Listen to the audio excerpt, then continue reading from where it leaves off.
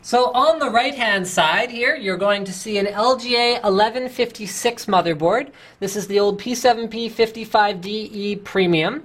So this is a Linfield socket, or it's a Core i3, Core i5, Core i7, whatever you want to call it. This is an LGA1156 motherboard with LGA1156 mounting holes and an LGA1156 keep-out zone. So the keep-out zone is what Intel specifies as the minimum amount of space around the socket where there can't be anything there. All right, on my left side, I have a brand new LGA1155 motherboard. So this is with an 1155 socket. It supports the new Core i Series 2 chips. So that is, if you have a Core i7 2600K, that 2 means generation 2.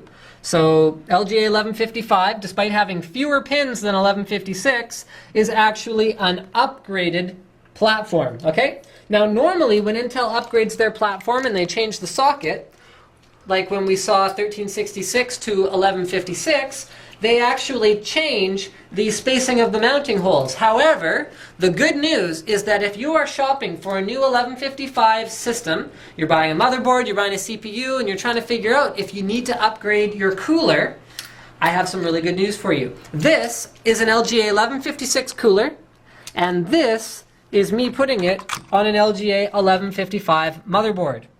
Just like that. The hole spacing, whoops, look at that.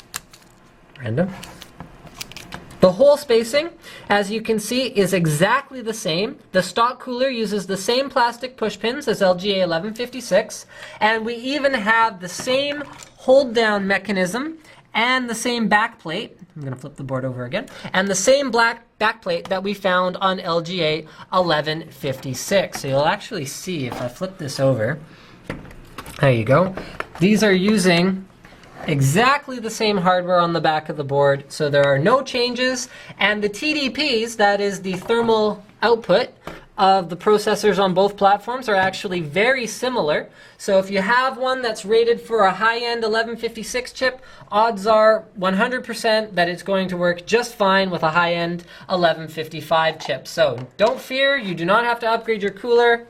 That is my Linus Tech Tip for the day. Don't forget to subscribe for more unboxings and overclocking and reviews and other good stuff.